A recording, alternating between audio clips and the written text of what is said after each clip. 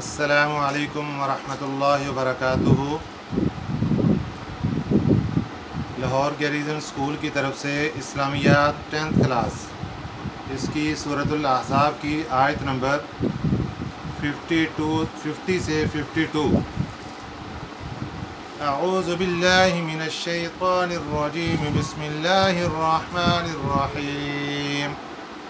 یا ایہا النبی انا احللنا لك ازواجك اللاتي آتيت اجورهن وما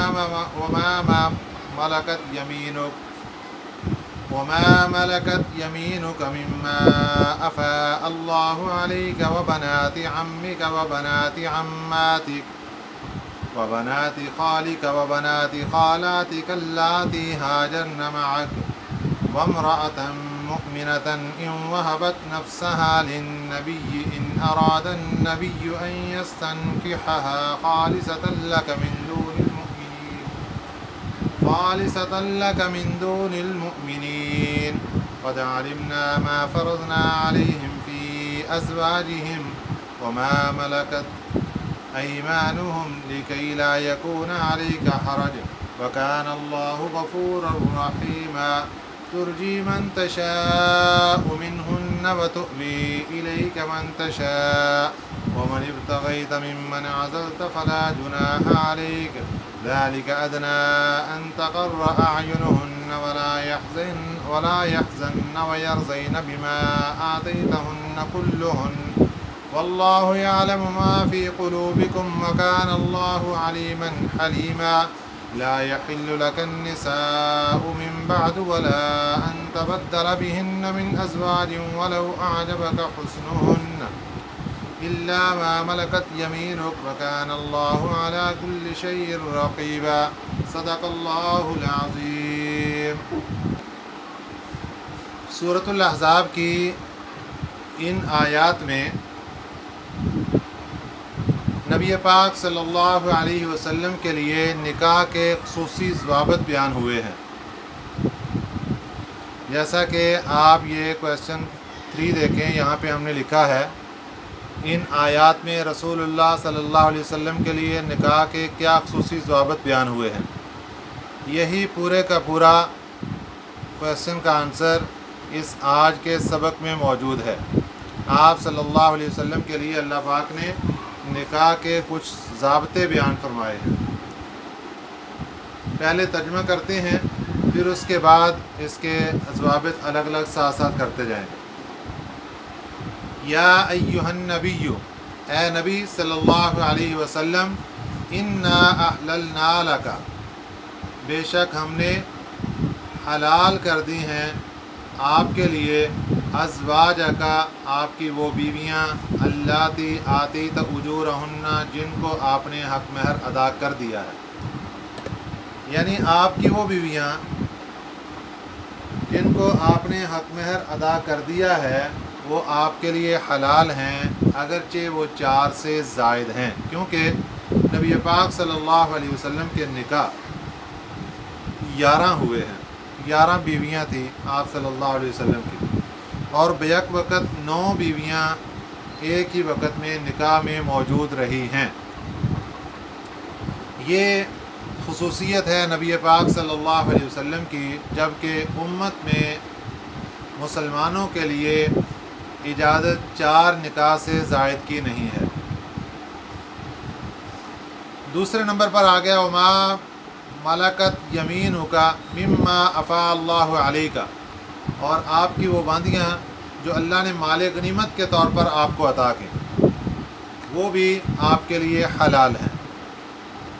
نمبر 3 وبنات عمک، آپ کے چچا کی بیٹیاں، وبنات عماتک، اور آپ کی پھپھو کی بیٹیاں، وبنات خالک، اور آپ کے ماموں کی بیٹیاں، وبنات خالاتک، اور آپ کی خالاؤں کی بیٹیاں، یعنی یہ کزنیں جو چچا، پھپھو، خالہ، ماموں، ان سب کی بیٹیاں رشتہ دار ہیں، ان کے ساتھ آپ کے نکاح کرنے کی اجازت ہے، لیکن ایک شرط کے ساتھ، اللاتی ہاجرن معک، انہوں نے ہجرت کی ہو آپ کے ساتھ، یعنی ان رشتہ دار خواتین کے ساتھ نکاح اس صورت میں اجازت ہے کہ جب انہوں نے ہجرت کی ہو۔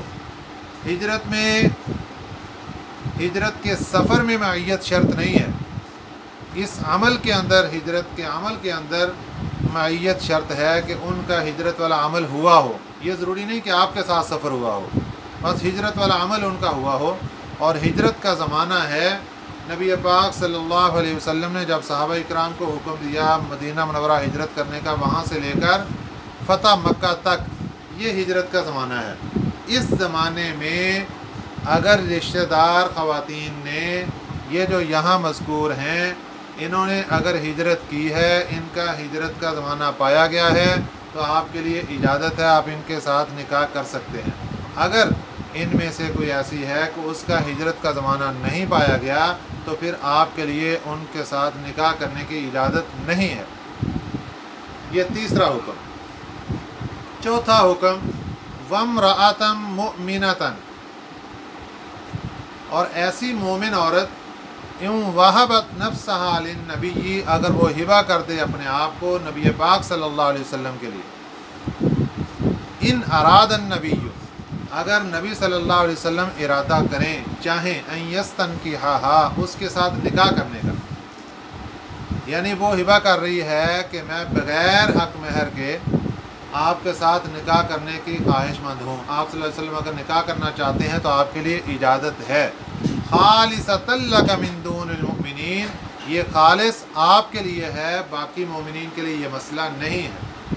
باقی بغیر حق مہر کے نکاح نہیں کر سکتے، یہ صرف آپ صلی اللہ علیہ وسلم کے لیے خصوصیت ہے، یہ اجازت ہے کہ وہ بغیر حق مہر کے نکاح کر سکتے ہیں۔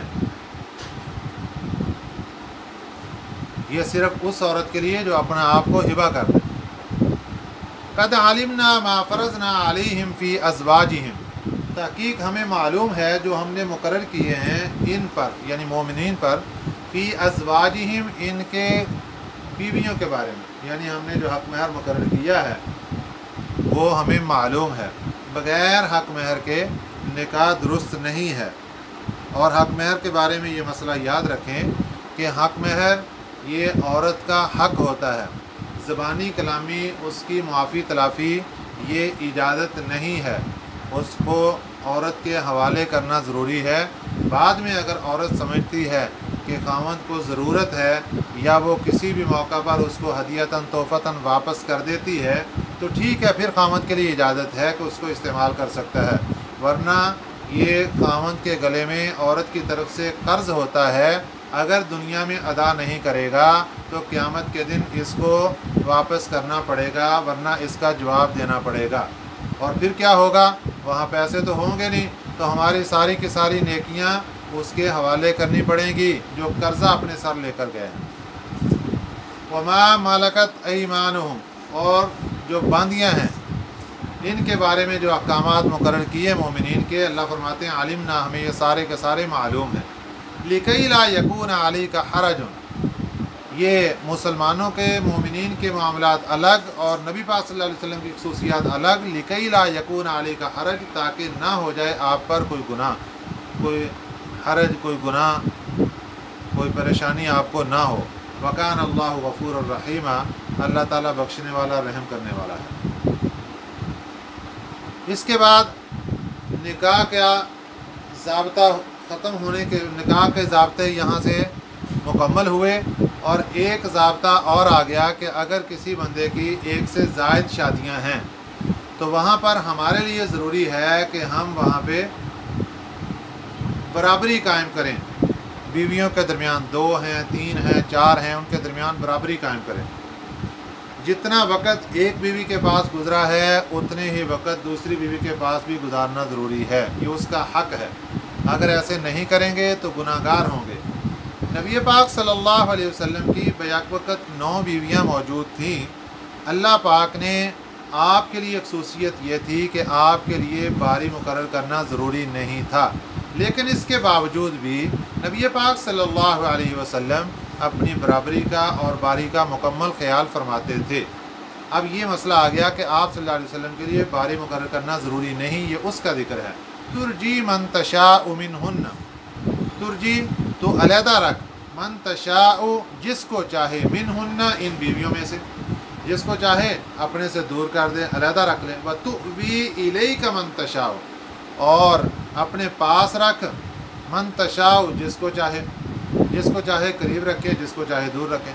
वमन इब्तगैत मिम्मन अज़लता, और जिसको तू चाहे करीब कर ले, मिम्मन उनमें से, अज़लता जिसको दूर कर दिया, यानी अगर फ़ैसला कर भी लिया है और किसी वक्त किसी को दूर कर दिया है, अलहदा कर दिया और फिर उसके साथ कुर्ब रखना चाहते हैं, ये भी इजाज़त है। फ़ला जुनाह अलैका, आप पर कोई गुनाह नहीं है।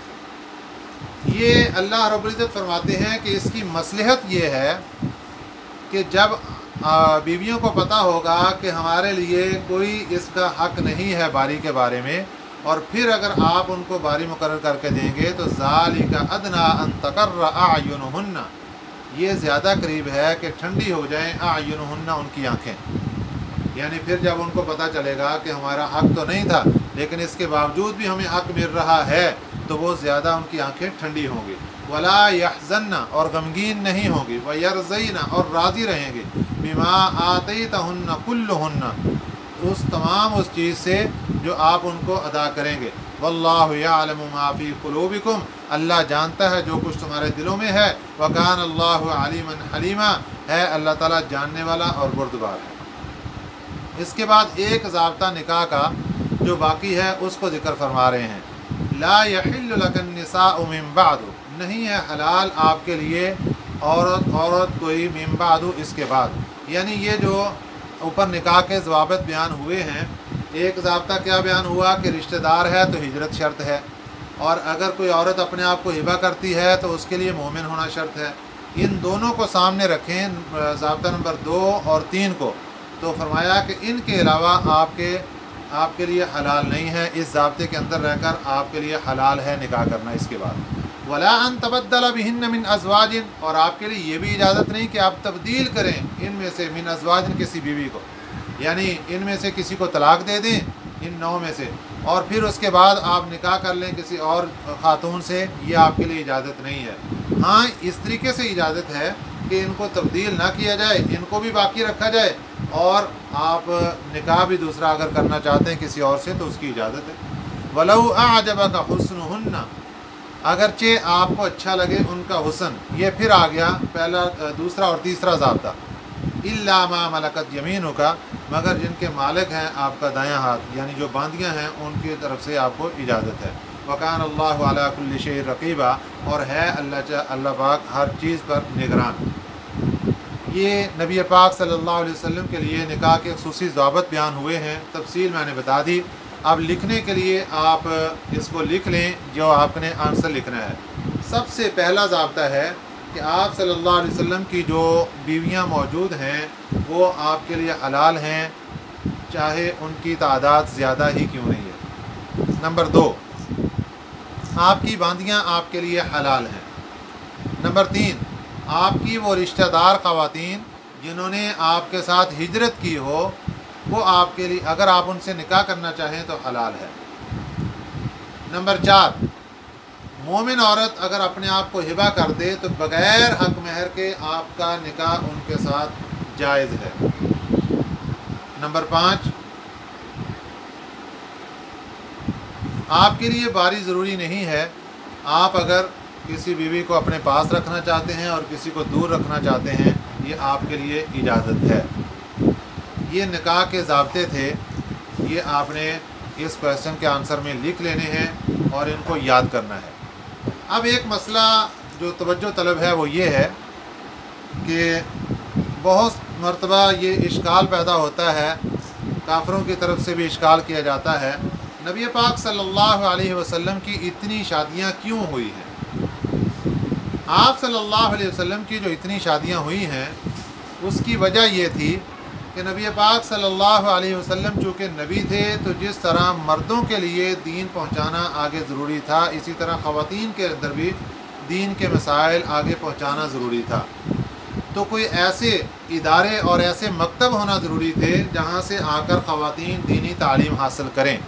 तो ये जो अल्लाह पाक ने इतनी ज़्यादा शादियों की इजाज़त दी है, ये यूँ समझें कि 9 के 9 इदारे थे ख़वातीन की दीनी तालीम हासिल करने के, 9 के 9 मकतब थे, यहाँ से ख़वातीन आकर दीनी तालीम हासिल करती थीं और फिर उस तालीम को आगे ख़वातीन तक पहुँचाती थीं।